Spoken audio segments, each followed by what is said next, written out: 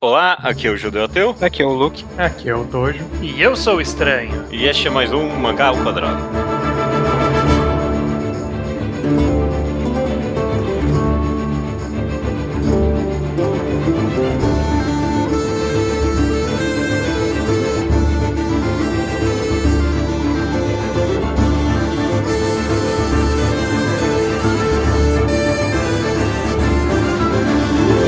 Maravilha, meus amigos. Tudo bem com vocês? Tudo certo e com você, Judeu? Tô ótimo também. Todos sejam muito bem-vindos ao episódio 336 do Mangá ao Quadrado. De volta aqui para um mangá enquadrado, um dos quadros mais antigos e duradouros do Mangá ao Quadrado. É o quadro no qual a gente comenta um mangá por completo e com spoilers. Dessa vez vindo aqui falar da sensação do ano, por causa do anime, né? Doujou Meshi ou Delicious in Dungeon, ou como saiu em português. Delicious in Dungeon. Ah, sério? Não... O pessoal ficou advogando por um trocadilhozinho espertalhão. E honestamente não precisa de trocadilhozinho espertalhão. É, bom, é verdade. Mas aí coloca Dungeon Mesh em vez de... É que aí deve ser questão de franqueamento. Mas é que Delicious in Dungeon é um título ruim, esse é o problema. Esse é um título ruim. Põe em almoço ou bolso. Não, então, eu acho que não era um isso. mangá, não era um mangá de trocadilho e muito advogaram por isso, eu não sei porquê, não entendi. Eu vou continuar chamando de Dungeon Meshi. Dungeon Mesh melhor não. A gente já vai partir pra conversa, só lembrando que ela é com spoilers e não é uma resenha, você não vai entender a história escutando a gente comentando, beleza? E do mangá completo de 14 volumes, então se você viu o anime, você viu menos da metade disso aqui, você vai tomar spoiler. Perfeito. Antes de começar, só lembrando que o Ao Quadrado tem um apoia-se, é o apoia.se/ao-quadrado, correto, Estranho? Correto, você pode fazer apoios para manter a gente aqui, manter os nossos servidores, manter os nossos fones funcionando. E se você fizer apoios de R$10 ou mais, seu nome é lido aqui nos programas para ser eternizado pelas nossas vozes. Perfeito. Como as seguintes pessoas: Maicon Fiorese Lucas, Leonardo Rodrigues de Oliveira, Letícia da Cunha Rafael HQ e Eric Caissara. Muito obrigado a todos. Obrigado. Vamos lá. Doujou Meshi. Sempre gosto de começar um mangá enquadrado perguntando a história pessoal de cada um com Doujou Meshi. Foi recomendado aqui no Mangá ao Quadrado, num recente Revisitando Recomendações, a gente lembrou disso. Foi no episódio 168, foi recomendado Doujou Meshi pelo... Saudoso Rubio. Saudoso Rubio, perfeito. Sei lá quantos anos atrás foi isso, foi muito tempo mesmo. Luke, você acompanhou Doujou Meshi? Eu acho que eu cheguei a comentar com você quando tava Pouco saindo, tempo. Né? Eu nem lembro por que eu comecei. Eu comecei a ler porque é um mangá que as pessoas falaram bem por muito tempo e algum dia eu só fui ler. Não tem mangá história. mais indicado ao mangá Taisho sem ganhar na história. Sim, também tem isso. Aí eu li... Da primeira vez eu tinha lido uns 5 volumes e eu tinha parado. Por motivos aleatórios eu paro de ler mangá, isso acontece. Aí depois mais tarde eu voltei e essa eu cheguei nos atuais, eu parei, faltava uns 2 volumes pra terminar. Eu não sabia que faltava 2 volumes pra terminar porque eu tava acompanhando, mas no final das contas era isso que faltava. E aí eu deixei lá por um tempo. Eu achei que ia voltar rápido porque eu pensei, quando terminar eu volto. Porque falava que os mangá tava terminando pelos últimos 4 volumes. Esse foi um desses tipos de mangá que a pessoa fala que o pessoal fala. Eu falava que tá acabando por uns bons anos, né? Só que aí eu nunca voltei. Até um tempo atrás eu fiquei com vontade de voltar, mas aí a gente já tinha esse podcast engaixado. Eu pensei, eu não vou voltar a ler quando o podcast é marcado, pra não ter que ler outra vez. Demorou muito mais do que eu planejava, mas finalmente chegou o momento. Sim. Dojo, chegou a acompanhar ou leu pra esse podcast Doujou Meshi? Não, eu cheguei a pegar a reta final de enquanto estava sendo publicado o mangá. Eu acho que eu li os 7, 8, por aí, últimos capítulos já acompanhando. Mas foi um daqueles mangás que sempre meio que estavam na minha órbita de leitura. Aí um dia, às 4 da manhã, eu deitado na cama procurando alguma coisa pra ler e foi Dungeon Mesh, o da vez. Perfeito. Surpreendente, porque decisões às 4 da manhã não costumam ser muito boas. Eu só tomo decisões certas às 4 da manhã, menos quando eu decidi ler Elfenlied. Essa foi errada. Essa foi errada. Eu tenho uma história mais ou menos parecida com a sua, Luke. Eu também sempre teve no meu radar, até antes de ser recomendado no Mangá ao Quadrado, todo mundo cult, assim, dos dos mangás sabia de Dungeon Meshi, todo mundo falava. O Estranho falou que o ano do anime é do Dungeon Meshi 2004, mas pra quem entende, o ano do Dungeon Meshi foi, todo ano entre 2018 e 2000 e agora. Perfeito. Eu vendo aqui as capas dos volumes, eu comecei a acompanhar mais ou menos a partir do volume 10. Então eu tive um bom tempo aí acompanhando o Dungeon Meshi no final dos 4 volumes, mangá mensal. E sei lá, não tinha um ritmo tão frequente também. Teve uns momentos bem frustrantes lá no final que saía capítulo mensal de 10 páginas, sabe? Eu teve uns 2 capítulos assim que eu vi nessa leitura. Pô, isso é verdade. Um mês pra sair essa miséria aqui. E nos momentos de extremo clímax ainda por cima. O problema de mangá mensal também é esse, né? Tipo, tá puta clima de final e aí demora 4 ou 5 anos pra acabar de fato. Mas eu com certeza, desde que eu acompanho o Dungeon Meshi, eu sou um grande advogado dele. Eu gosto muito de Dungeon Meshi, eu recomendo o Dungeon Meshi. Bom, advogado pra quem? Quem precisa de... Pra quem... O ISO, ok. Bom, pra esse podcast. Demorou muito pra esse podcast acontecer, mais do que eu gostaria. Isso é verdade. Uma das pessoas culpadas por isso é o Doutor Estranho. Exato, sou eu mesmo. Com essa história. Nenhuma, eu não tinha lido e li para este programa. Basicamente é isso. E aí a demora para o programa sair é a demora para esse programa acontecer. Foi por minha causa. Mas aí eu quero já, aproveitando então esse gancho de conversa sobre quem ouve o Mangá ao Quadrado há bastante tempo, quem conhece os nossos enquadrados, consegue notar alguns padrões no tipo de coisa que a gente gosta de falar, o tipo de história. E eu fiquei bem curioso, por que você sempre defendeu o judeu que a gente tinha que fazer um enquadrado de Dungeon Meshi? O que especificamente você sente no mangá? E aí a gente já dá ponto de partida para discutir sobre ele. Mas o que você sente que torna ele, entre aspas, digno de um mangá enquadrado? Essa é uma excelente pergunta, Estranho. Era um dos tópicos que eu tinha aqui. Eu queria comentar um pouquinho da estrutura narrativa desse mangá, porque é pra isso que você tá direcionando, imagino eu. Porque ele é de fato, sei lá, dos 3 atos que dá pra separar esse mangá. O primeiro, sei lá, até a luta contra o dragão, e o segundo ato até a aparição dos canários lá, e aí até o final um terceiro ato, mais ou menos, né? Por aí, dá pra dizer que eu acho que é até a luta contra o dragão, a luta com o Cecil e o final. Desses atos, os 2 primeiros têm uma estrutura narrativa bem fixa, né? Ele é quase episódico nesse sentido. A história sempre avança o tempo todo, capítulo a capítulo, é claro, mas ele tem essa estrutura bem fechada de alguma coisa acontece, descobre-se um monstro novo e come o monstro, né? É isso que acontece em quase todo capítulo. Ele tem estrutura padrão de mangá de culinária durante uma boa parte dele. É um dos elementos centrais do mangá, nessas 2 primeiras partes. O mais clássico desses mangás de culinária, o que trata sobre comida, é ter um capítulo que tem o nome da comida, e aí é sobre tudo em volta da comida. A comida é importante, mas é mais importante também tudo que tá em volta dele. Então, é bem clássico desse sentido. Eu consigo pensar em outros mangás aqui.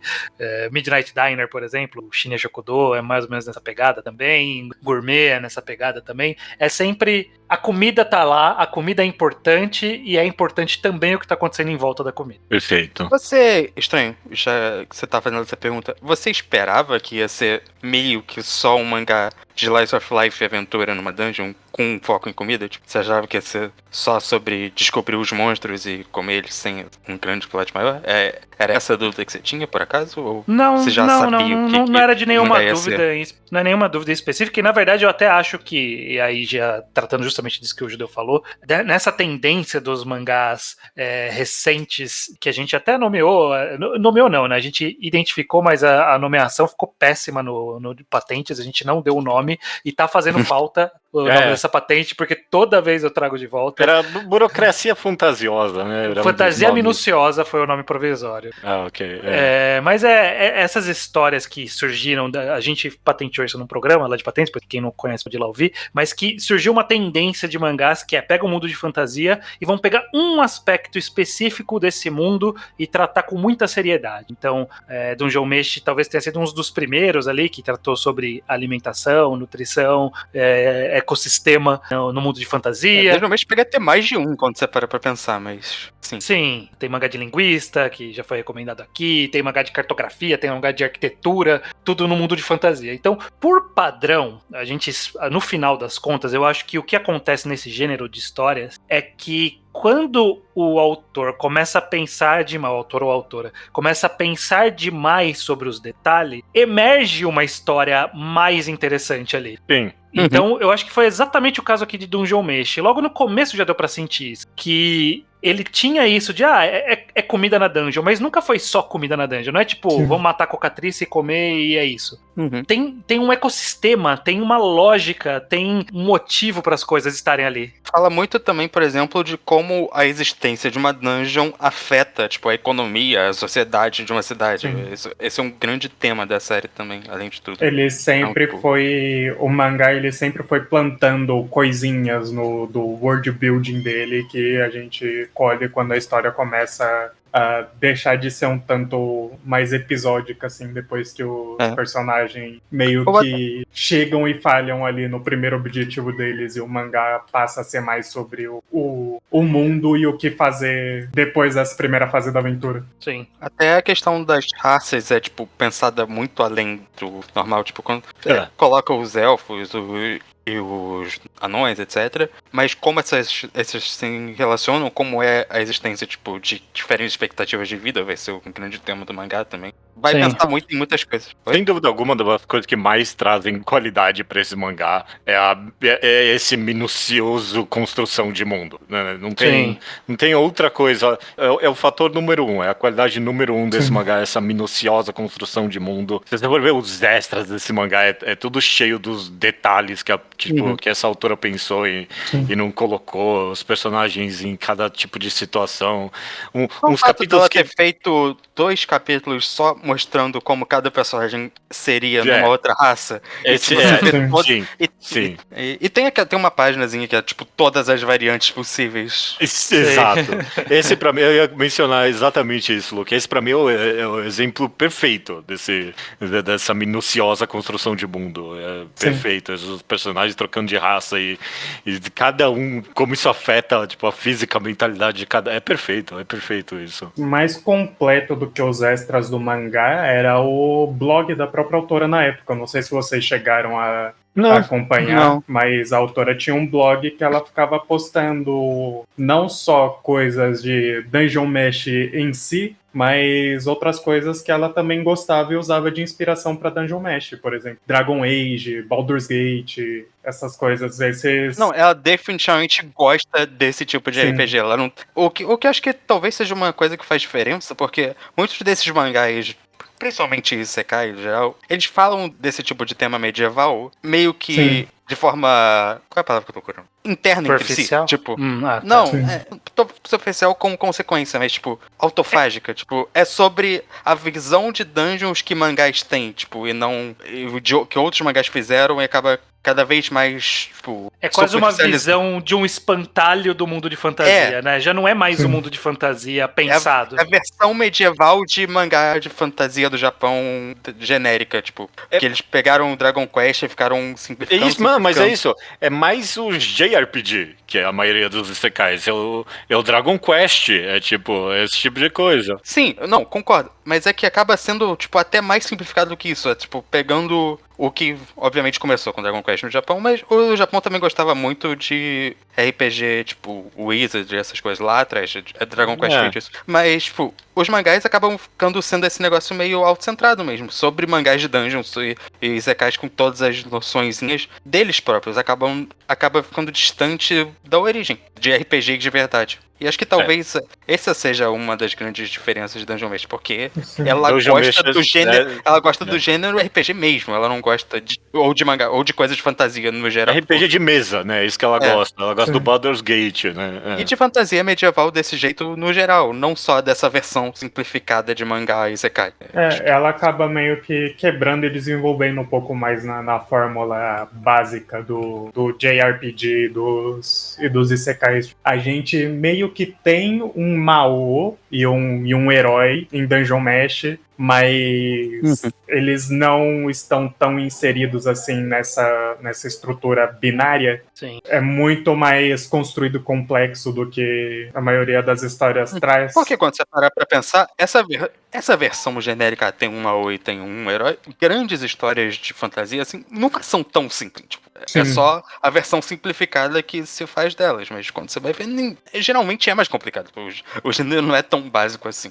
Porque todo o rolê do RPG que evoluiu ao longo do tempo foi uma evolução minuciosa dos detalhes desse mundo, né? Numa época em que tudo começa com alguém solta magia e alguém tem uma espada e é isso. E aí, eventualmente, as coisas foram se tornando mais complexas com criação de novos monstros, criação de novas raças. E aí, a impressão que dá é que ela pegou tudo que teve de bagagem do mundo de RPG de forma geral, inclusive das ideias mais básicas de RPG, né? Tipo, é isso, é um mago, é um guerreiro, é um ladrão, é anão, elfo, humano a trope é completamente os arquétipos da RPG mesmo. E um mestre da dungeon, tem um mestre da dungeon. Tem o mestre da dungeon. E aí ela pegou tudo isso e ela falou, essa autora foi muito boa, ela pensou, e isso é uma coisa que é tão rara nos mangás. Que isso? Mas no sentido de pensar numa lógica de mundo de uma forma tão intrínseca assim, é raro pela forma de publicação, não é nenhuma. Eu não tô dando um dig nos mangás de forma geral. O pessoal faz mangá no moda caralha. Até porque tem mangás em que não é necessário, tipo, o foco não vai ser tão no setting, é tipo, coloca lá pra ter a história, mas tipo, o foco vai ser ou num personagem, ou numa coisa mais específica que você não necessariamente precisa. Tipo, Frieren não precisa focar tanto nesses assuntos porque não é o objetivo do mangá. Por mais que eu gostaria que pensasse um pouco mais no world building, Frieren não precisa disso porque o foco não era esse. Acaba ficando meio que de background mesmo, né? Enquanto em Dungeon Mesh o world building é tão importante. É tão importante pra história quanto o próprio desenvolvimento dos personagens. E eu digo justamente de ser muito bem pensado, porque a história emerge disso. Ela ter pensado nisso, ter pensado como um ecossistema, fez emergir tudo. Todos os monstros que tem uma lógica por trás fisiológica de ecossistema, no final serve pra algo, sabe? Todos ali que ela apresenta tem uma estrutura e uma relevância a longo prazo. Eles fazem sorvete com um fantasma e lá na frente a gente descobre, pô, o fantasma é muito importante aqui. Sabe? Várias vezes eles lembram de como eles mataram um monstro e isso é importante porque eles aprenderam de fato com isso e faz diferença pra resolver um problema futuro, assim, até um negócio que você nem pensava que ia ser, mas que ia ser voltado. E esse fronteamento da construção de mundo, esse protagonismo. Esse protagonismo, vem pro... Você vê que vem com seus próprios desafios, né? Os protagonistas dessa história, comparados com muitos outros, até outros do gênero, acabam sendo muito mais planos do que essas histórias de fantasia minuciosa. Os personagens, eles são quase idênticos do começo ao fim, sabe? Muda pouca coisa neles, não se aprende muito, tipo, nesse sentido de grandes arcos de personagens, sabe? Sim. Tem um momento ali no final, tipo, com a Izumi, né? A menina gatinha ali. Izutsumi, É isso. Nos últimos momentos do mangá, ela, tipo, ela teve uma construção aqui, vai. Ela aprendeu alguma coisa aqui, vai? Tipo, no último ato ali do mangá. Eu talvez concorde com isso no sentido de não ter uma grande evolução. Talvez seja um negocinho que eu poderia falar a respeito do final, mas eu discordo em relação a eles serem planos no geral, porque eu acho que o mangá vai trabalhando muito bem, não evolução, mas tipo, dando mais detalhes de caracterização cada vez mais, falando do passado e complicando as personalidades de cada um, conforme a gente vai descobrindo mais. Planos só tipo, no sentido oposto ao redondo, tipo, eles são profundos, são personagens com, tipo, histórias e tudo mais, mas eles não têm, tipo, grandes mudanças do começo ao fim. Eles são bem centrados. Eles não tem tanta nuance. Na hora que tem uma interação com uma comida, você sabe o que todo mundo vai fazer e não muda. a reação de todo mundo com todas as comidas até o final é igual. E é acaba sendo uma característica que, como o Teu citou, de ser meio plano, mas também ao mesmo tempo traz um conforto de que a gente se familiariza muito com esses personagens, que eu acho que é uma dos grandes atrativos que fez a galera do anime, por exemplo, cair de amores, porque esses personagens, eles são simples, mas nessa simplicidade, você saber o que vai acontecer mais ou menos, né, o que você espera muito deles. Carismáticos, né? Meio que, na hora que o Didi vira uma cambalhota, fala, lá o Didi virando uma cambalhota, adoro o Didi, é isso, né? Na hora que o Laios olha uma comida e pensa em comer, olha o monstro e pensa em comer ele, você fala, lá o Laios, esse cara é foda. Sim, mas é que eu acho que tem uma diferença de quando o mangá tá sendo um mangá... Quando tá sendo um mangá gag mesmo, e quando ele tá sendo... Os personagens têm essa versão deles, o que é muito comum desse tipo de história que mistura comédia com drama. Um negócio até quase meio sitcom mesmo, que tem essas tropes, essas versões primordiais dos personagens que vai ser sempre meio repetido, mas tem esses momentos em que você vê que eles têm mais coisas a se falar aí no geral. Eu acho que o mangá varia muito bem essas duas versões deles. É um desenvolvimento de personagens mais vertical, ao lugar de horizontal. Tipo, a gente vai vendo mais a profundidade deles, mais o escopo de ação do que eles fazem, do que eles vão fazendo ao longo do mangá, não muda tanto. Não, um excelente exemplo disso é o Senshi. Ele é bem unicação, né? Ele só quer cozinhar os monstros que aparecem, mas ele tem um dos melhores capítulos do mangá, que é o flashback dele ali. Ele dá um bom desenvolvimento vertical, perfeitamente, Tojo, né? Vai cavando, ele vai ficando cada vez mais profundo nesse sentido. Pra mim, o grande exemplo... Eu concordo com o Senti, até porque ele ser um pouquinho mais plano que o resto no geral pra mim. Mas o grande exemplo pra mim é o Laios, que, tipo, em outros mangás, ele seria o herói genérico, e aí você coloca esse negócio dele gostar de comida, mas conforme o mangá vai avançando, a gente vai vendo muito mais sobre essa obsessão dele por monstros, ou até o negócio dele ser isolado do resto da sociedade, ele não se sentir confortável, o passado dele com a Fallen. Todas essas características dele que eram um pouco, mangá gag, ele gosta de comida e não pensa em como pessoas interagem, acaba sendo... Você vê que é sério, tipo, também. É uma faceta séria da personalidade dele. Tem um momento ali que ele... O grande momento pra mim é quando ele encontra o Shuro e o Kabru, quando eles já estão voltando. E aí você vê que essa esquisitice do Laios não é só pra fazer as piadas com o resto da parte. É tipo, algo que a autora tá trabalhando de personalidade dele. Tem um momento pequeno que eu adoro nisso, que é... Ele tá contando o passado, eu não lembro nem pra quem, alguma hora ali. E aí ele conta, eu tentei servir o exército e fugir. E aí o tio Cook, num balão bem pequeno, caraca, ele desertou, né? E nunca mais se toca nesse assunto. Nunca mais eu não sei se a gente vai tocar nisso de novo. Esse mangá é espetacular em colocar um personagem comentando um negócio num balão pequeno. Isso é sempre a melhor coisa do mundo. É muito bom.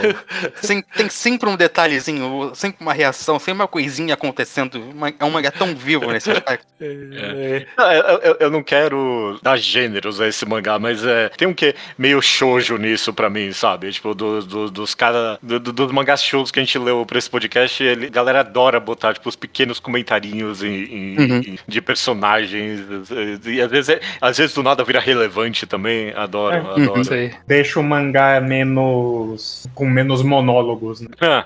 Sim, todo mundo tá interagindo e todo mundo tá opinando o tempo todo sobre o que tá acontecendo. Eu acho isso bom. Aliás, o que a autora também gosta muito de fazer, além dos diálogos em pequeno, é outra coisa que vários desenhos, um pintinho de página, é fazer tipo um diagramazinho, ou tipo, ou um detalhe, explicando, mas isso aí que funciona assim, ou tipo, cada personagem tá pensando isso. E é sempre muito divertido. Agora, de cabeça, eu lembro que tem um negócio quando é o Shilchuk falando de como ele não gosta quando tem romance na parte, aí tem uma página dele, e aí tem vários desenhos dele explicando qual era o problema das anteriores, e aí um dia de agora que fala, mas o Live só pensa em monstro, o Senshi só pensa em comida, mas ele só pensa em magia e a Zetsumi só pensa na Yatsutsume.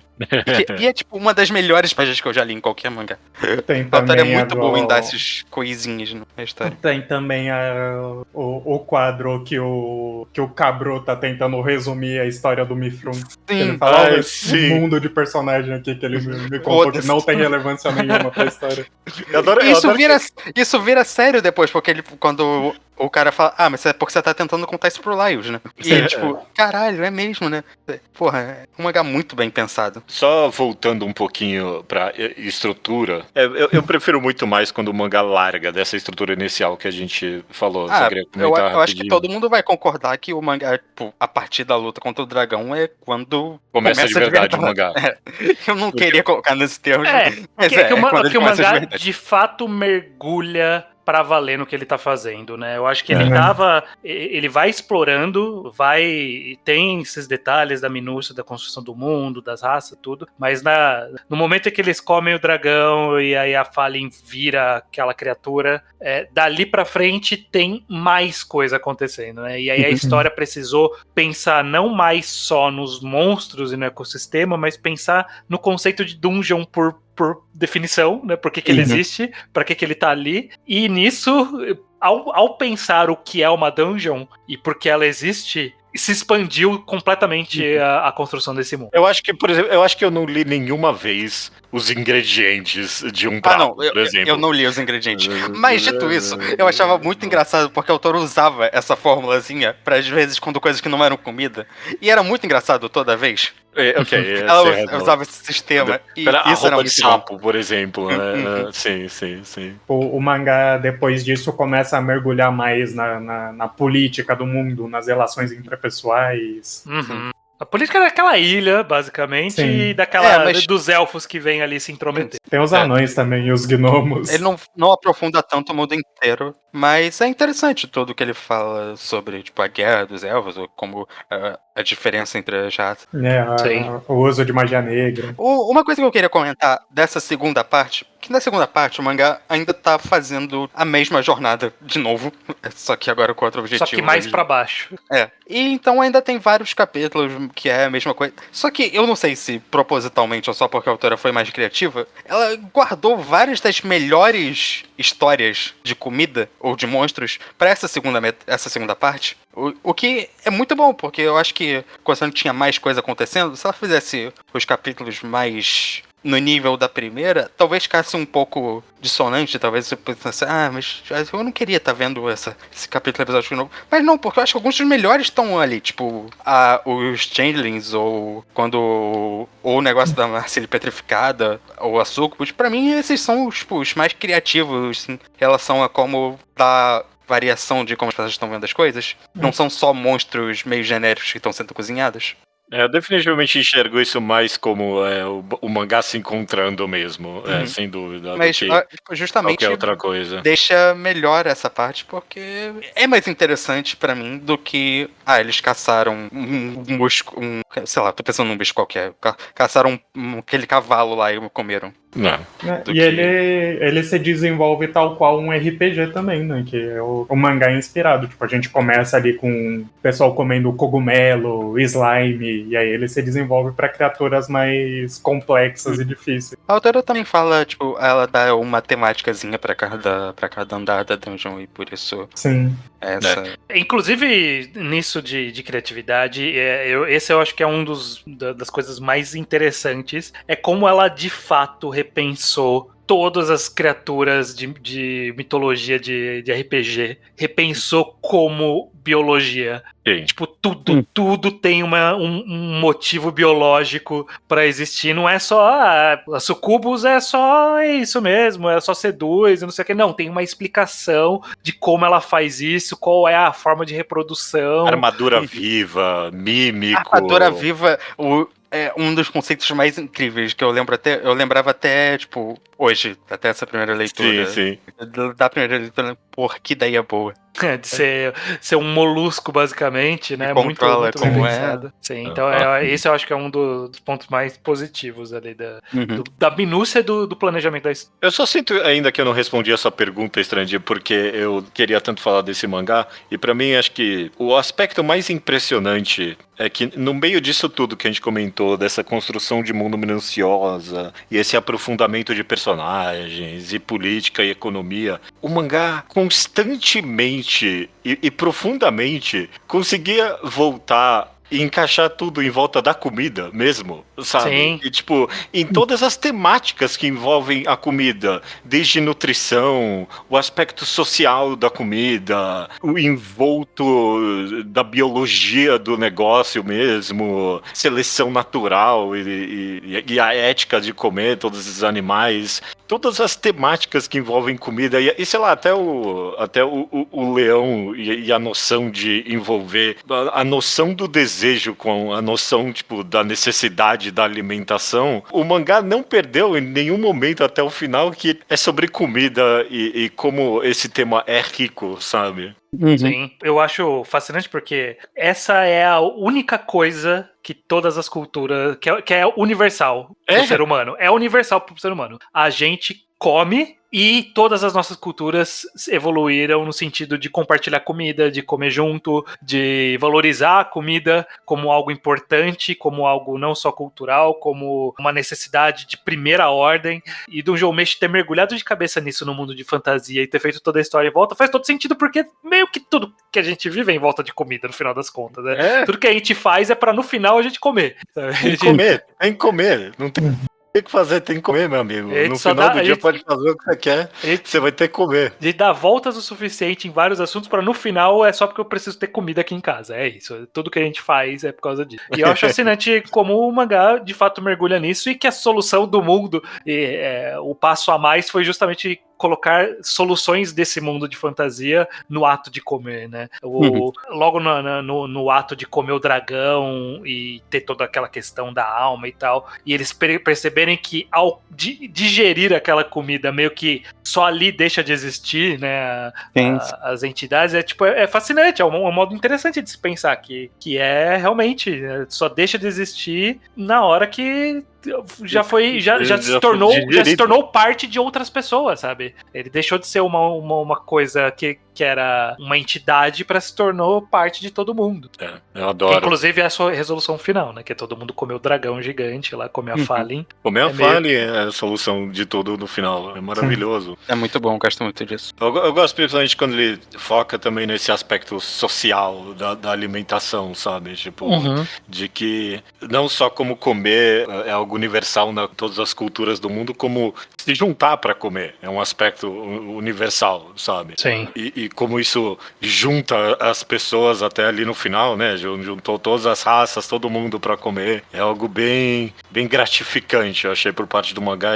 Ele conseguir construir esse mundo todo, mas nunca esquecer que é sobre comida. E inclusive até vencer o leão, você come o desejo dele de comer desejo. Sim.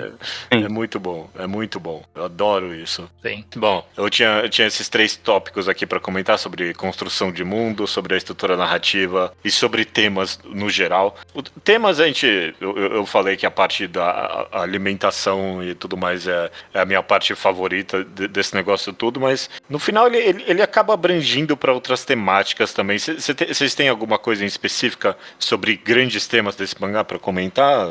Luke, talvez? Eu acho que o grande foco é, de fato, nessa questão da comida. Mas eu acho que uma das principais coisas que tá dizendo, usando isso para falar sobre, é também muito da, tipo, grande conexão entre pessoas e, tipo, entre seres no geral, não pessoas. Como uma coisa é toda parte de um grande ecossistema. Ela usa bastante essa ideia de ecologia, como as coisas pra mostrar como tá tudo relacionado, como tudo é uma grande, meio que unidade.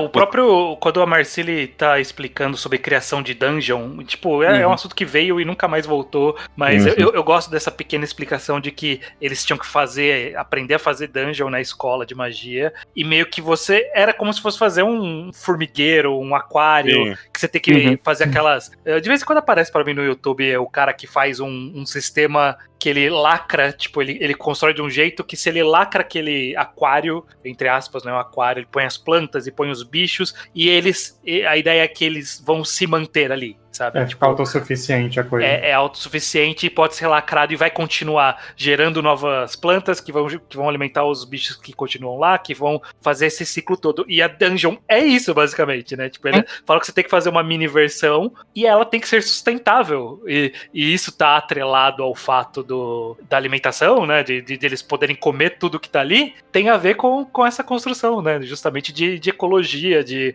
ecossistema, de equilíbrio do sistema, né? Uhum. E de meio que cadeia de alimentação, né? Tipo, é fascinante, porque o ser humano hoje em dia se vê como fora, né? Tipo, a gente não tá no meio da cadeia ecológica, a gente tá no topo do topo, né? Então a gente tá, em algum nível a gente tá fora, mas ele traz um aspecto meio zen aí pro negócio, de que, não, a gente é tudo parte de um todo no final das contas. Eu gosto muito disso também, Luke. Tem uma cenazinha, agora eu tô tentando lembrar o contexto dela, mas não importa. É tipo, falam pro Laios que, mas você é diferente porque você se importa com os monstros, com todo o ecossistema. E o Laios fala, não, mas eu tô comendo eles e a gente faz isso tudo, não é da foda-se. E falam que não, porque é diferente, pode parecer a mesma coisa, mas é diferente porque ele não quer desperdiçar, ele tá fazendo parte do ecossistema, ele não tá só, tipo, tratando os monstros como algo feio ou isolado. Ele entende o motivo das coisas,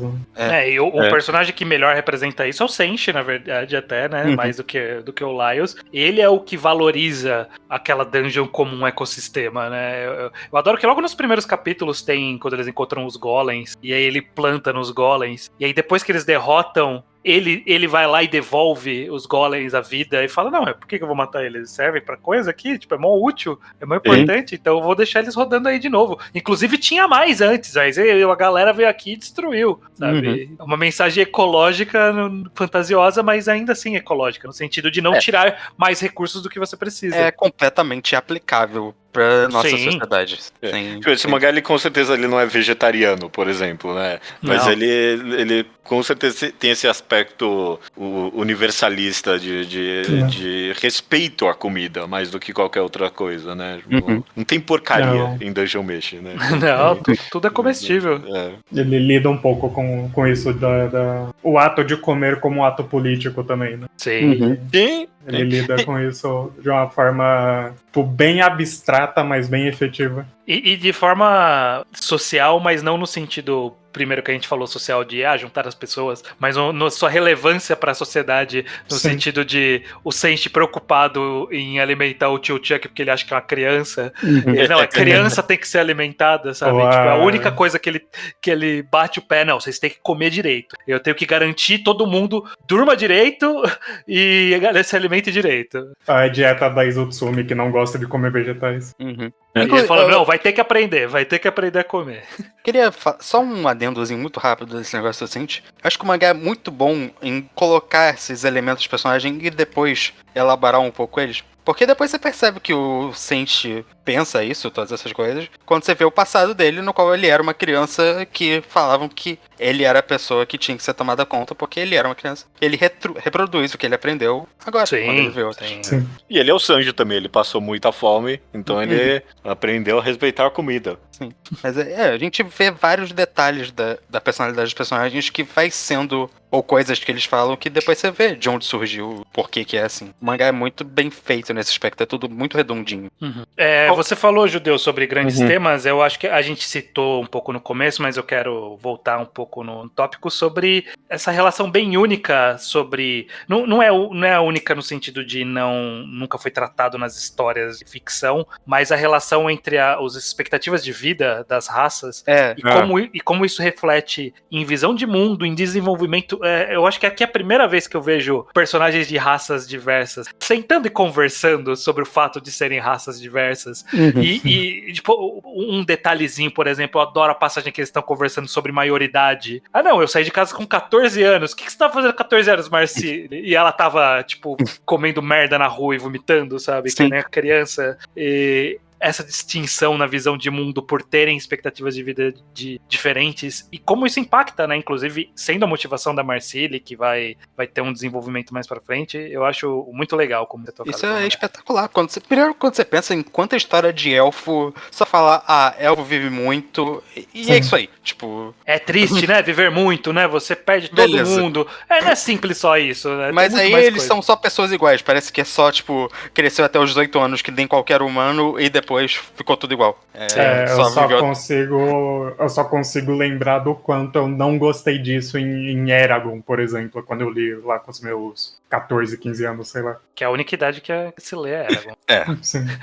Mas aqui o mangá, ele trata os elfos numa visão bem Senhor dos Anéis mesmo, né? De essa raça que acha que é paternalista e tem que tomar conta Isso é um desses detalhe muito legal. jovens. São raças de pouca vida, pouca história. É interessante. E eu gosto também que tem outra variante que não é só, elfos vivem 500 anos, o resto da humanidade vive os 60 normal. Gosto que, inclusive, os humanos não são nem a raça que vive menos, não só inventaram, tem humano que é normal e tem a galera que vive muito. Tem a raça do Xiu que vive menos que os humanos. Uhum, E eu gosto também que eles tratam todas as raças humanoides como humanos, tipo, os humanos que a gente tem na cabeça não são humanos, são homens altos. Eu falei errado, mas sim, esse é um detalhe muito divertido. Todas essas são humanos.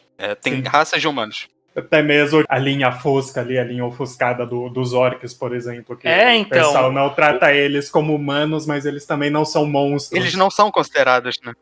Os orcs em específico não são considerados e por isso eles estão... Esse é um detalhe de George Build que tá lá, mas o mangá acaba não explorando muito. Eu queria que fosse. Ele explora com mais carinho por orcs do que qualquer outra história tratou orcs de forma geral. Tem. Comparado ao resto de Dungeon Mesh, esse é um detalhe que tá lá, é interessante, mas acaba não sendo tão focado. E tudo bem, eu foco em muitas coisas. Tem uma, eu não lembro qual é, mas tem uma história extra que, tipo, meio que revela que o Laios e a irmã dele lá, a Fallen, eles são, tipo, racistas com, tipo, uma raça que tem ali no país deles. E, tipo, não é nada demais, é só uma galera um pouquinho diferente. Tipo, eu não lembro. É muito bom, é muito bom. Extra, talvez eu tenha pulado esse extra. Em algum extra, tem um extra muito bom disso. Eu, de fato, tive que pular alguns extras nessa. Não, é muito extra. É muito extra, muito detalhe. Embora eles sejam bons, eu recomendo você ler se você não tiver um podcast pra gravar imediatamente. Mas nessa questão aí da relação, eu adoro o personagem do Cabru. O flashback dele ali com a mãe elfa e tudo mais é maravilhoso, eu adoro. Constrói tão bem essa relação dos elfos paternalistas, você comentou, né? Da Strand. Tipo, de fato, enxergar essas outras raças como crianças pra sempre. É bom. Sim.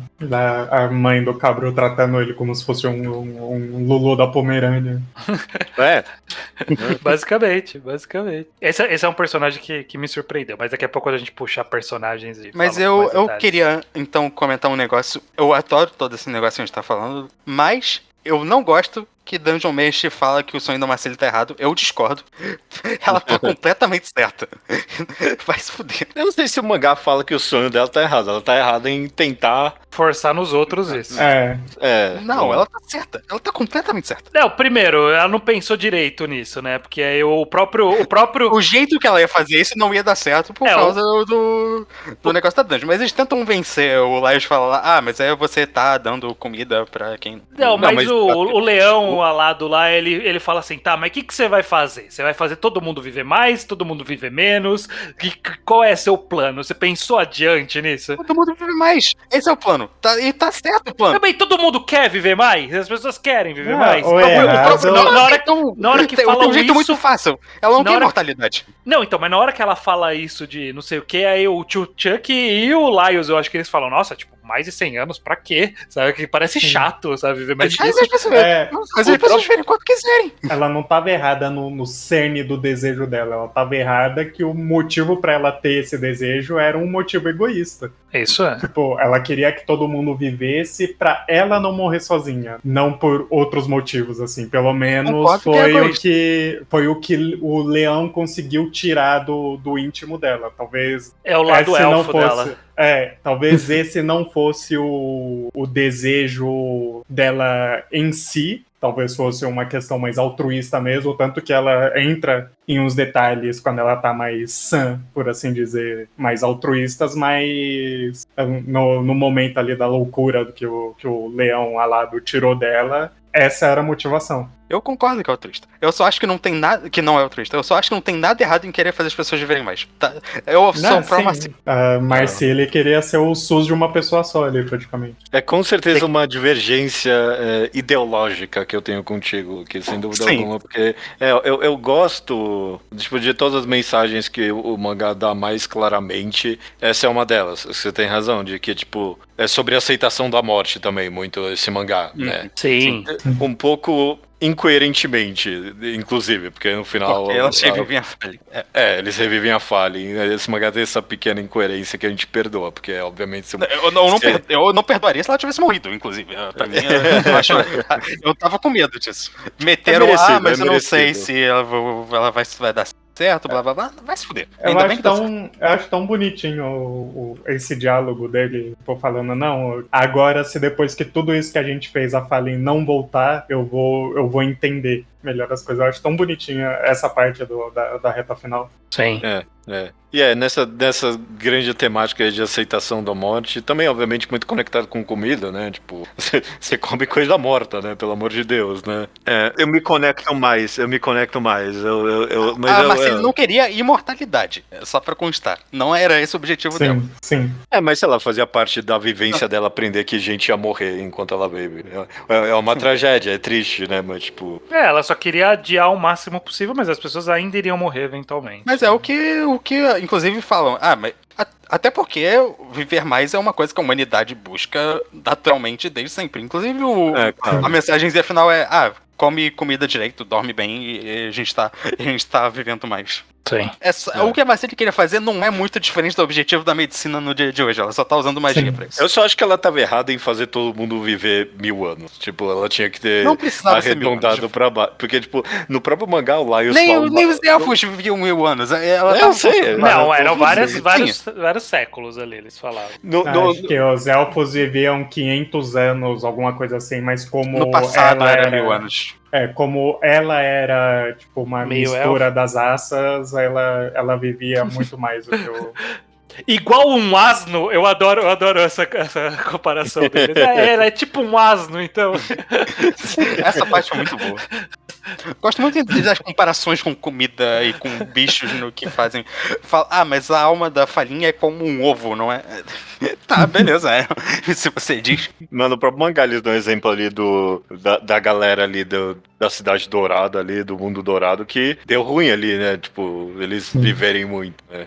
Tipo, o próprio Laios comenta, mas a gente viu a galera ali que viveu 500 Eles estavam vivendo pra anos. sempre, é diferente. Não, mas Perdeu- eles nem perdeu o chegaram prazer a da 1000 comida. anos. Acho que Perdeu era uma das mais maiores ou menos, tristezas da vida é perder o prazer da comida. Exatamente. Talvez eles, tipo, tanto que eles continuaram vivendo mais um pouquinho, estavam felizes porque eles estavam conseguindo comer melhor no mundo de cima. Eles perderam o prazer em tudo, né? Eles só mantinham a sociedade ali funcionando pra eles não terminarem de ficar insano. Inclusive, a gente não falou tanto disso, mas eu acho que toda essa questão de desejos, que é muito relacionada à comida no geral, talvez expandindo uma das grandes ideias de Dungeon Mesh, né? Tipo, vontades e a comida como um jeito de falar sobre isso.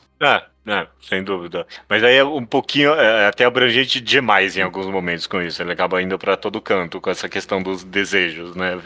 Talvez. Fica um pouquinho abstrato demais, até eu diria. Eu acho que o final, talvez, o final do mangá, eu acho que é um negócio que abstrai demais as coisas nesse sentido. E é isso que eu quero, já que a gente já tá falando sobre grandes temas, e meio que o mangá vai leva pra essa direção, né? Tem toda essa trama envolvendo o Leão Alado ali, não sei qual que é o nome oficial, então tô chamando de Leão Alado. Toda essa história envolvendo os demônios que vêm de outra dimensão pra se alimentar dos desejos, e toda essa resolução. Vocês gostam desse arco final? Judeu, você gosta dessa parte toda final? Você acha que é uma Eu das gosto melhores sim, partes? eu gosto sim. Eu tenho as minhas críticas nessa questão. Tem altos e baixos, né? Eu realmente acho que fica um pouquinho abstrato demais o que ele quer falar com desejo, sabe? É realmente abstrato, mas essa abstração também traz bons momentos. Então, por exemplo, é muito da hora ver o Laios pensando em, tipo, caraca, como é que eu vou comer? Qual é a lógica biológica desse ser que não é um ser, né? Tipo, isso é muito legal.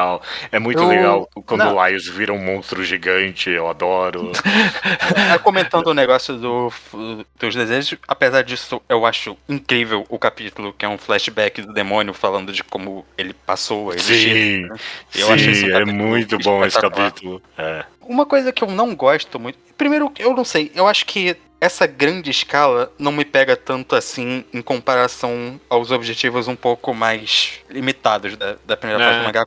Quando o objetivo começa a ser literalmente salvar o mundo, eu fico meio... Você tem razão, sim. Não é tanto assim. E tem outro detalhe que eu acho que o mangá... Quanto ao personagem do Laios, que eu gosto muito no geral, ele nunca me...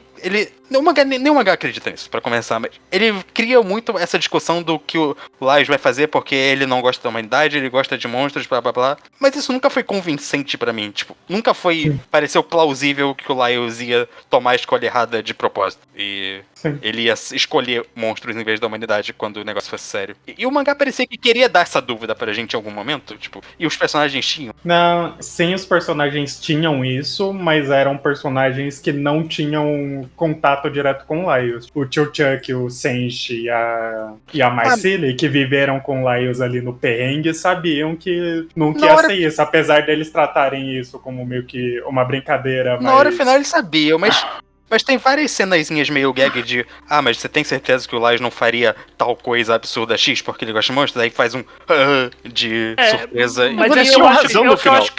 Mas é que eu acho que o mangá ele fez um trabalho completo de dizer que no final não era bem o seu desejo real.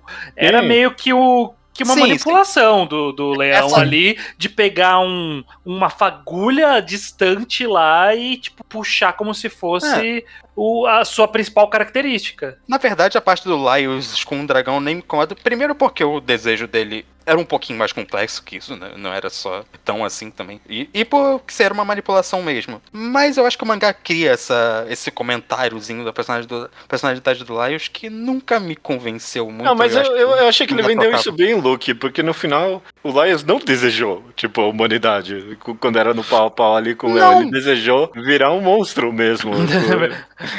E tipo, ele teve esse truque. Um monstro porque mas ele salvou a humanidade.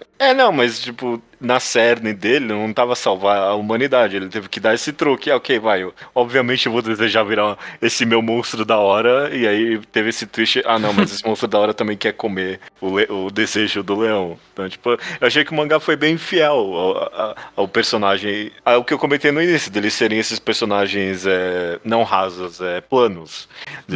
Ele não mudou no final, ele ainda queria ser o monstrão da hora, que era bem da hora mesmo. Mas teve que construir em volta disso. Eu não acho que no final das contas ele ia fazer outra coisa se fosse o necessário.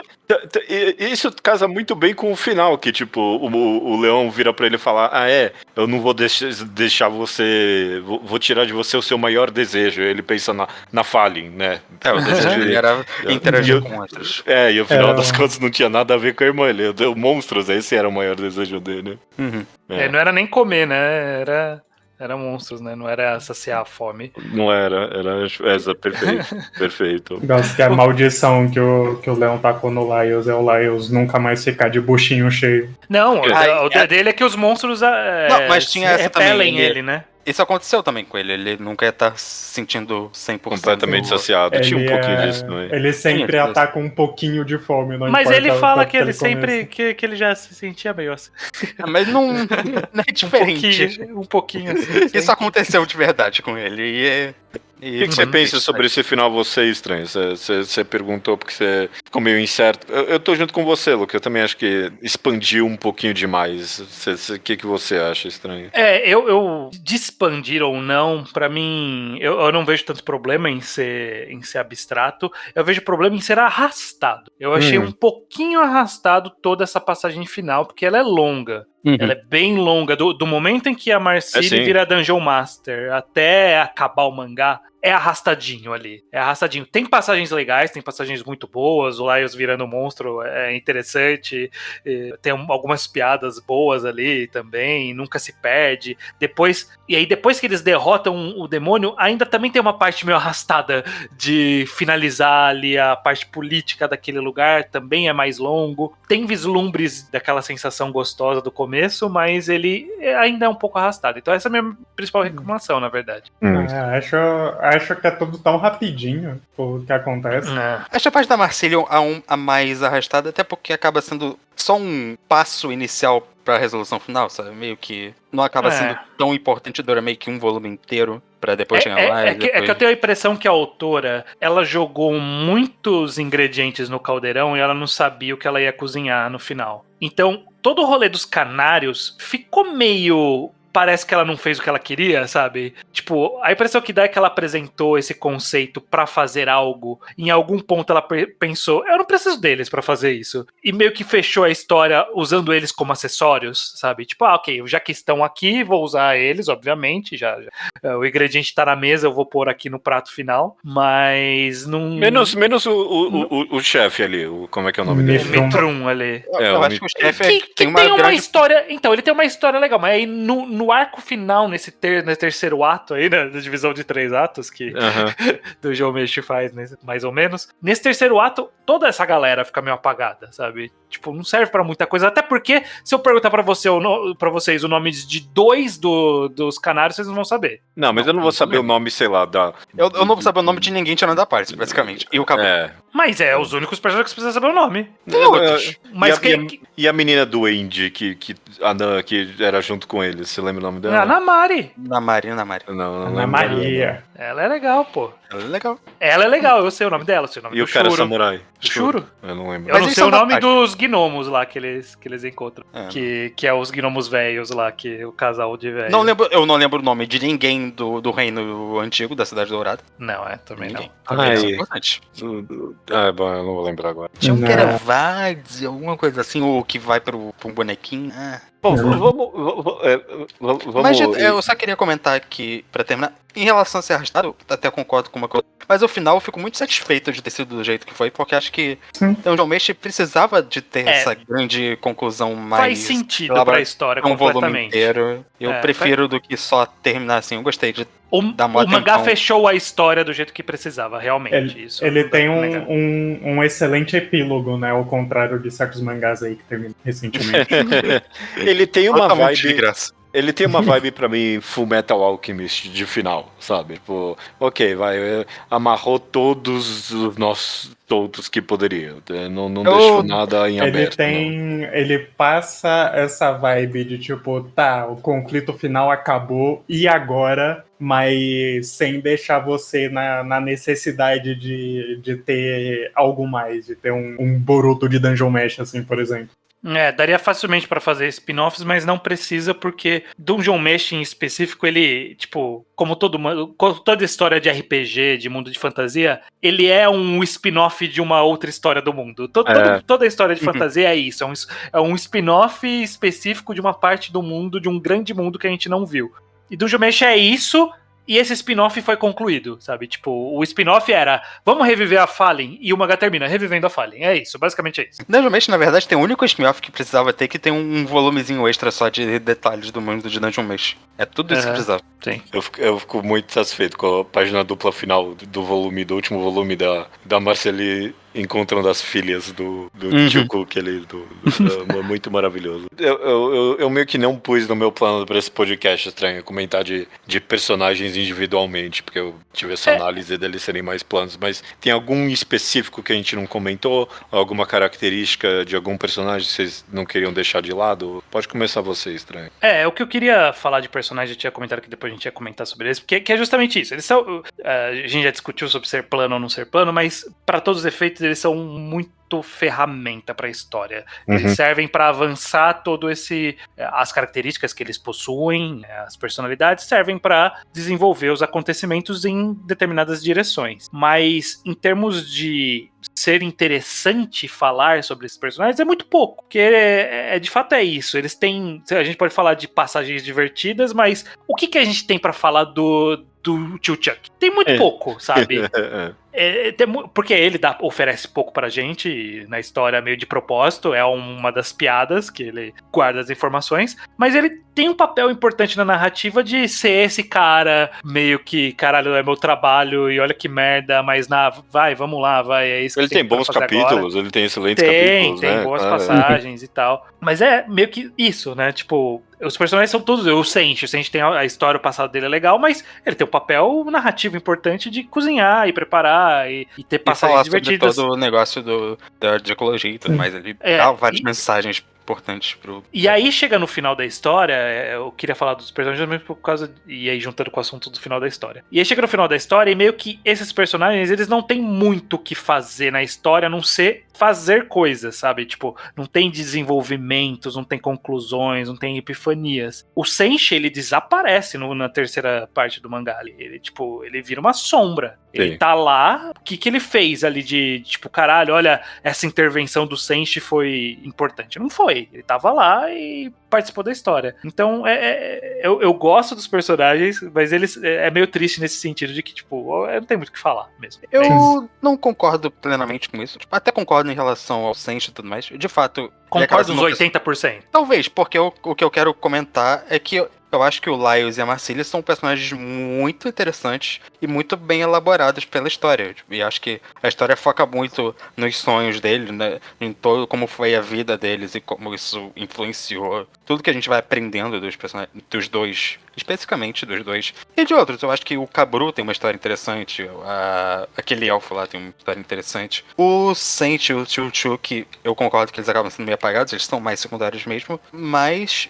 Izutsumi tava ali pra cumprir um papel importante de furry, só. A Izutsumi, tadinha. a Izutsumi me deixa triste, porque ela é muito legal e, de fato, o plot dela... Ela mesma fala que foi meio que pra lugar nenhum. Sei. Dito isso, ela teve um arquinho lá falando sobre... Então, no final a autora... Ok, vamos colocar que ela Não. aprendeu alguma coisa aqui.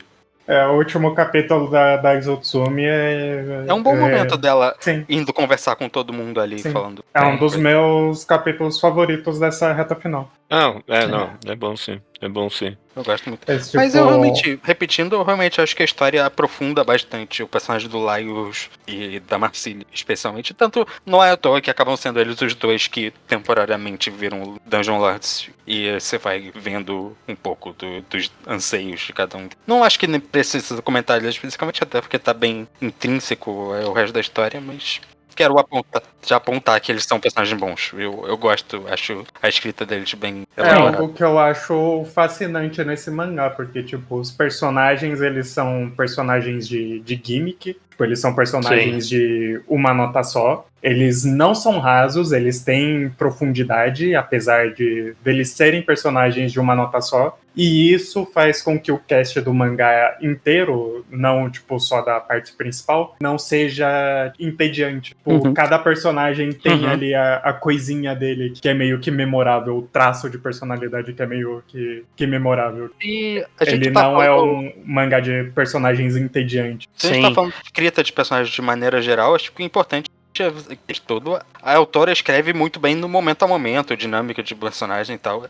Eles são sempre muito vivos, eles são sempre muito naturais nas interações. A gente falei sobre. Não tem muito o que Tirando comentar quando sobre estão os. fazendo muito a gimmick, mas, tipo, de forma geral, o mangá faz bem as conversas, tipo, como as atitudes, tá sempre bem feitinho nisso. Eu falei sobre como não tem muito o que comentar dos personagens, mas assim, não quer dizer que eu não gostei e que eles foram ruins de ler. Sim, Pelo sim. contrário, eu acho Sim. que o talento da escrita da autora de fazer essa dança de reações o tempo todo, né? Tipo, quem que vai reagir a isso? Quem que vai puxar esse assunto? Cada capítulo cada comida dava o foco pra uma pessoa. Essa dança fez o mangá não ser entediante em nenhum momento. Sim. Porque você não sabia quem que... Tipo, ok, essa comida é a comida da Izutsumi, essa daqui é a comida do tio Chuck, mas todo mundo tava dançando em volta daquela comida ali, sabe? E isso é muito bom. E se tem uma coisa também que ajuda a não tornar nada disso entediante, que nem você comentou, Tojo, é de fato também a enorme gama de personagens que... E tipo, o quão bom ela é no design de todo mundo ali, sabe? Tipo, vocês estão falando que não precisa... Vocês estão falando que não precisa de mais Dungeon Meshi, mas eu facilmente leria um Dungeon Meshi que é só, tipo, a turma do Kabru ali. Tipo, eu quero saber mais daqueles personagens. Tem aquela menina que... Escraviza um kobold. Eu quero saber da Rin. Tem um momento que o Kabru fala: eu não quero levar a Rin pros elfos, porque ela tem uma história muito ruim com eles. Eu quero saber que história eu adoraria ler. Tipo, não vou comentar disso, mas existe outras coisas que os personagens fizeram, né? Ou comenta muito de cantinho. Sim.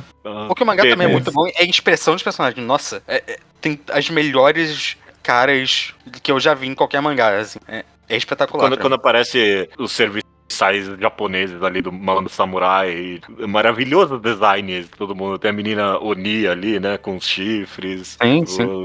Dá vontade, eu leria spin-offs de Dungeon Meshi, sim. Eu quero saber mais desses vários personagens que o mangá criou e, tipo, consegue dar carisma só pelo design. Sei lá, outra coisa que eu gosto de pensar sobre Dungeon Meshi é que se a gente colocar o mangá em si e seus elementos naqueles gráficos que ela usa que a autora usa para descrever os pratos, tipo, a gente vê que o mangá ele tem um pico muito alto em, por exemplo, desenvolvimento de personagens, em world building, em pacing, e aí ele sacrifica um pouco em elementos como quadrinização, por exemplo, que não é tão complexa, para deixar meio que a tabela nutricional ali do mangá bem redondinha.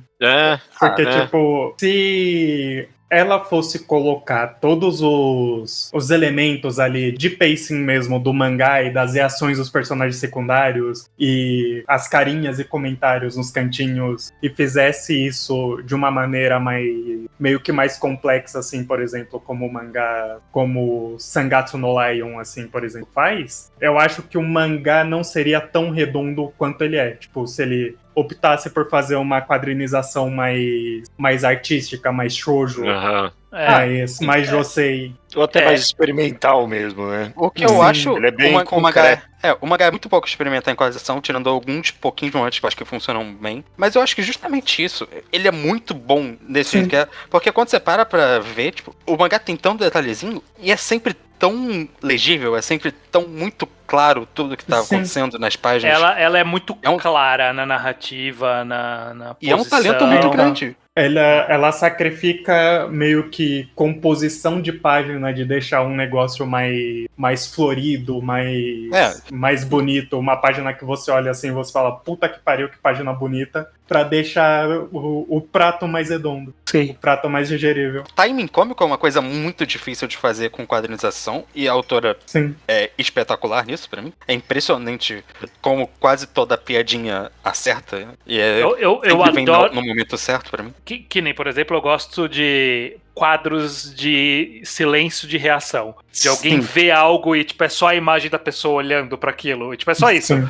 Não é nem fazendo uma cara específica nem nada. É só de olhando pra aquilo e da autora ter parado pra, tipo, esse personagem viu isso. É muito bom esse quadrinho quando ele é uma pausa antes da reação, né? Tipo, aquele beat pra dar o momento antes de ver o... Né? É muito bom. E dito isso, a gente comentou num podcast passado, quando toquei no negócio de páginas duplas, que, tem mangá que guarda muito página dupla pro jogo. O Meshi guarda com carinho. Guarda, e tipo, acho que quase toda a página dupla, por o mangá guardar, é quase toda memorável. Sim, sim. Você vê, é sempre um grande momento. Polaios comendo o leão. Que página, meu amigo. A primeira revelação da Fallen Chimera, por exemplo, é uma grande página. O mangá realmente guarda ela por grandes momentos. Eu passei por essas duas páginas rodando rápido aqui, eu passei exatamente por essas duas páginas. É que, tipo, se você olha e analisa ali, por exemplo, as capas do mangá e como a composição da imagem é mais complexa, dá pra você ver que a autora conseguiria fazer uma quadrinização ali no grosso do mangá, algo muito mais floreado e complexo do que ela realmente faz. Mas isso é totalmente necessário pra fazer o mangá funcionar. Inclusive, eu acho que combina com o mangá até tematicamente mesmo por esse... Ele tem um tom meio didático, ele tem um tom... Ele tá falando muito explicando muitas coisas, e acho que os personagens estão sempre aprendendo coisas. E eu acho que essa vibe combina, no geral. Tá de acordo atmosfericamente com o que o mangá tá fazendo. Esse episódio já tá comprido demais. Vamos encerrando aqui esse podcast. Ok, já tá comprido, mas vamos dar pra cada um aqui uma opinião geral sobre Dungeon Meshi, só pra encerrar. Começa você, estranho. Eu tenho curiosidade, no geral. Qual a sua opinião sobre Dungeon Meshi? Eu gostei de ler Dungeon Meshi. Ele é um mangá bem ele se propõe a coisas específicas e ele faz essas coisas específicas de uma forma, assim, fenomenal. É se colocar um objetivo e mergulhar de cabeça nesse objetivo e fazer o máximo possível. Dessas histórias de fantasia minuciosa, burocracia, etc., que a gente não nomeou, ele talvez seja, ou se torne no futuro, o grande expoente. Sempre que a gente for falar que existe essa categoria, o jeito que ele fez essa construção de mundo, de ecossistema, de tudo sobre o tema que ele se propôs, é tão competente num nível assustador de competência que vai ser sempre uma referência, eu acho. É uma história bem divertida de ler, eu gostei de ir até o final, tenho os meus poréns que eu coloquei ao longo do podcast, mas ele é um bom mangá, eu entendo porque ele está aqui, o cumprimento deste programa justifica esse programa. Perfeito.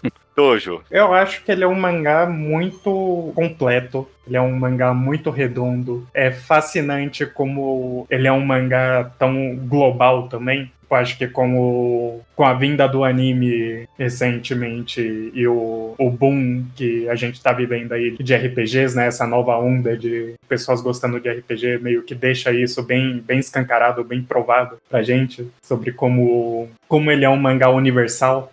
Perfeito. Gosto muito. Luke. Quando eu já tinha lido o mangá não inteiro algumas vezes, nessa releitura, o que mais me veio à mente, assim, um pouco que já foi comentado, é como ele é um mangá tão obviamente bom, sabe? O quão... não tipo, de ser sim, eu entendo, a melhor coisa do mundo, necessariamente, mas só de que é tão na cara o que faz ele bom, é tão acessível, é bom de uma maneira tão acessível, tão identificável. É tão normal. Você pega e você vai ver, e você vai se divertir com o mangá e você vai ver. Ele faz as coisas com muita competência básica mesmo. Sim. Ele é um mangá que você gosta, e se você falar que você gosta de Dungeon Mesh, você não precisa explicar porque você gosta de Dungeon Mesh. Porque é bem óbvio. Que você olha, faz muito sentido ele ter a popularidade que tem, porque tem poucas razões pra não gostar dele. Não é um mangá bom que talvez uma pessoa não vá com gosto de uma pessoa, ou seja, é tão generalizado. O Todd falou do mapinha, realmente parece que ele tá indo pra todo lado quase com a mesma qualidade, pra mim, fazendo bem cheinho. Quando eu penso, sei lá, não é um mangá tão parecido no geral, mas é quase o Full Metal dessa geração, nessa lógica de, tipo, é um mangá de fantasia que com uma história muito completa e redondinha, que sabe fazer comédia e drama e tem um plot arrumado, personagens carismáticos, e faz todas essas coisas bem. Não vai ser a coisa mais diferentona do mundo, mas pega o tema dele e explora ao máximo possível. E é isso. Eu acho que essa é a grande, talvez um dos maiores elogios que eu tenho a fazer. Ele passa essa sensação de ser bom de uma maneira óbvia, da mesma maneira que Fullmetal passou pra mim 10 anos atrás. Muito bem. Eu acho condizente a comparação com Fullmetal, porque pra mim uma das coisas que a temática de troca equivalente, quando eu paro pra pensar, tem tipo uma certa meio que aplicabilidade parecida quando você... Não consigo elaborar isso. Não sei em temas, mas eu ia comentar justamente isso. Não em temas, mas a forma que trata de influência no mundo. É isso que eu quero falar, de que justamente uma das coisas que eu mais gosto em Fullmetal é a coerência do tema. Sempre volta pra isso, pra troca e equivalência. Eu acho que Dungeon Mesh faz bem parecido, foi a coisa que eu mais gostei, eu comentei. É a coerência dele sempre voltar para alimentação e as inúmeras facetas com que ele trabalha a alimentação. Eu adoro isso, é a parte que eu mais vou guardar desse mangá e eu concordo com tudo que foi dito. Realmente é algo bem... Tem um aspecto universal de gostar desse mangá. A crítica e público casando perfeitamente aqui. O anime é muito bom também, eu recomendo. Eu acompanhei quando estava saindo a primeira temporada, é bem gostoso. Até algumas divergências foram muito, muito bem casadas. Eles com certeza eles fizeram a Marcely bem mais lésbica do que é no mangá. Eu gostei. Então, eu notei, eu tava lembrando, e quando obviamente o Twitter falava muito do mangá, né, e do anime, olhando o mangá eu pensei, mas o que as pessoas estão vendo aqui? Eu consigo ver, mas parecia quase canon do jeito que as pessoas estavam falando. O anime é muito mais. Ela fica bem mais claro que ela não é só amigas, não, com o Rafale. O anime, Eu tinha uma percepção do Geomesh por causa de fanart de Twitter só. E aí eu li o mangá e falei assim, não, acho que vai ter uns inuendos aqui. Nem, não tem, não tem. Não. Não discordando do chip, mas é que parecia muito Não, mais não, óbvio. Não, uma mudança pra melhor, veio pro Sim. bem. Tem mais pencil shots do Senshi também no anime. Ah, sim. O anime, ele é um raro caso de adaptação de anime que não sacrifica em nada do que a gente tem no mangá e ainda expande em algumas coisas. Perfeito. Dungeon Mesh, então, tá gravado e... Ai, nossa, a gente tem em tese um próximo mangá enquadrado agendado, não tem, Estranho? O próximo, Temos. se tudo der certo, o próximo é Shino Wadashi. Exato. E ao longo das próximas semanas a gente anuncia o plano de futuros enquadrados no plural e logo mais falamos sobre O Ok, roadmap a gente tem que, do Ao Quadrado. tem que conversar entre nós aqui, ouvinte. Tem um Exato. negócio vindo aí. Tá vindo. Talvez vocês consigam decifrar o que é só pra esse comentário. Talvez por a fila, inclusive, né? Não tenho certeza. Vamos ver.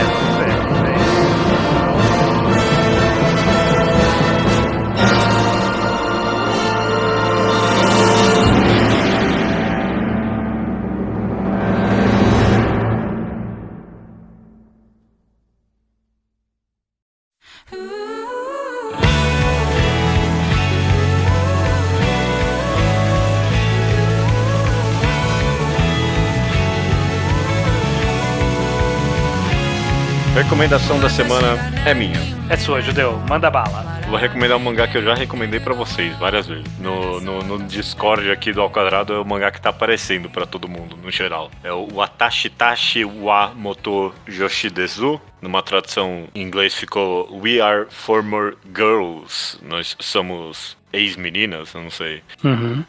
Ele entra numa nova leva existente agora. Eu pessoalmente acredito que foi cabeceada por Inside Mari do gender bender ruim, né? Esse que ele é, o body swap errado, né? Assim como em Inside Não Mari. ruim de qualidade, né? Tipo, não deu legal. Não deu legal, exato. Não, gender bender ruim sempre existiu. É o que mais teve, inclusive, na história. Esse é o do gender bender errado. Perfeito, isso é estranho. Ele entra nessa vibe aí. É sobre uma garota que um dia pega essa doença que tá existente nesse mundo em que você acorda com um corpo... Estamos pisando em ovos aqui na descrição, ok? Mas um corpo diferente do seu, do gênero no qual você não se identifica, do corpo num gênero do qual você não nasceu, ok? E ele caminha uma linha muito tênue entre comédia e drama. Por enquanto, tá sendo assim. Eu não sei se o mangá... Ele é curto, só tem 12 capítulos até agora. Eu não sei se ele vai full no drama em algum momento, mas ele tá sendo bem único nesse aspecto de caminhar entre ser cômico e ser pesado. Porque a parte do pesado é justamente isso. É a menina acorda no corpo de um... Tô pisando em ovos aqui, é difícil, ok? Tá ok? Mas ela acorda com esse corpo diferente e, tipo, inicialmente é tratado com alguma piada, mas como é de tradição dessa nova leva, é você pensar, ok, mas como seria de verdade isso? E assim que você considera a realidade dessa situação, você eventualmente mergulha em questões de transgeneridade, de gênero no geral. We Are Former Girls não tá fugindo disso, por enquanto. Tem aspectos muito interessantes e talvez ofensivos, talvez não ofensivos também. Eu não sei, eu realmente tô curioso pra ver pra onde esse mangá tá indo com essa questão do gênero. Teve um momento muito interessante no mangá em que a menina tá em dúvida se ela vai fazer ou não, por exemplo, cirurgia de transição de gênero mesmo.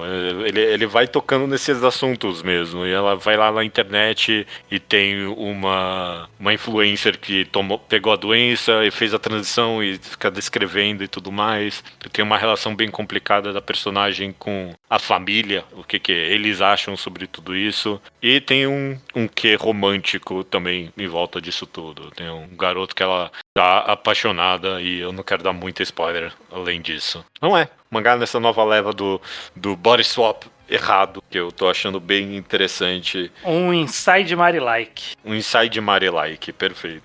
Uhum. Quero criar um nome pra esse gênero um dia que não Inside Marie Like. Se bem que talvez esse seja o melhor nome a se dar mesmo. Não, Pra mim, o melhor pra mim nome ele é Se isso. Eu Fosse Você, Like.